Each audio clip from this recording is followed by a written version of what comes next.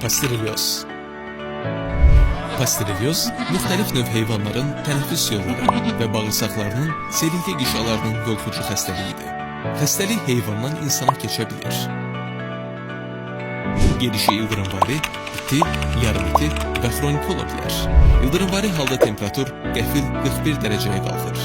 Ürək fəaliyyəti pozulur, bəzən qanlı ishal olur. Ölüm bir neçə saat içində ürək zəifliyi və ağciyər şifonunda baş verir. İti forma.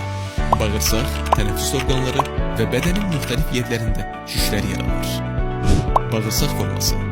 İshal, zəiflik, qan azlığı, susuzluq. Şiş forması. Baş, boyun, döş və ətraflarda iltihabi şişlər. Dilin göyərməsi, çətin nəfəs alma, ağızdan seli ifrazı. Döş forması. Tez və xırıltılı tənəffüs. Burundan əvvəl şəffaf, sonra ilində axıntı. Nəbzin sürətlənməsi. Sonunda qanlı ishal müşahidə olunur. Diaqnoz kliniki, patoloji və laborator müayinələrlə qoyulur. Profilaktikası. Pasteurelyoz xəstəliyinə qarşı heyvanlar peyvənd edilməli. Təsərrüfata gələn yeni heyvanlar karantində 30 gün saxlanılmalı.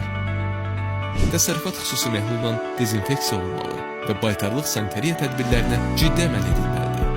Xəstəliklərdən qorunmaq üçün peyvəndləmə xüsusi əhəmiyyət kəsb edir. Müalicəsi.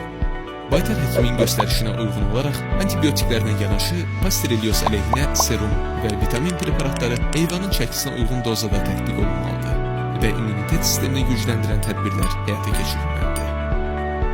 Xəstəliyin əlamətlərini müşahidə etdikdə mütləq ixtisaslı baytar həkimlərinə müraciət edin.